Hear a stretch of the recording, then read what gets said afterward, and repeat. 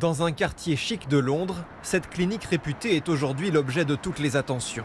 C'est ici que la princesse de Galles est hospitalisée pour une durée de 10 à 14 jours, selon les médecins. Si vous avez le moindre problème de santé, c'est la meilleure adresse où aller. Elle est entre de bonnes mains. On lui apporte tout notre soutien. J'étais justement en train de penser à elle en marchant. Vous voyez, elle est dans nos pensées tous les jours. Kate n'avait pas été vue en public depuis Noël, ici à la sortie de la messe. L'épouse du prince William ne sera probablement pas en mesure de reprendre ses engagements publics avant Pâques. C'est un communiqué officiel qui a annoncé son hospitalisation hier après-midi. Son Altesse royale la princesse de Galles a été admise à l'hôpital mardi pour une opération de chirurgie abdominale programmée. L'opération se serait bien passée, mais une telle convalescence inquiète certains Britanniques.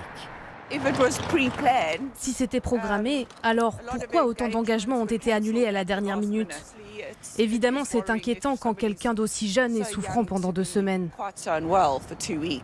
Le visage de Kate, qui a fêté ses 42 ans la semaine dernière, s'affiche en une des journaux ce matin. Et le peu d'informations sur son état de santé laisse le champ libre aux spéculations.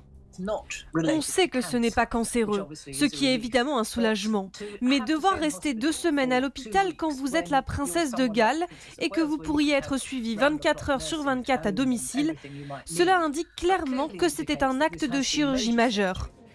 Quant à Charles III, il doit subir la semaine prochaine une intervention pour une hypertrophie bénigne de la prostate. 2 membres éminents de la famille royale, temporairement empêchés par des problèmes de santé.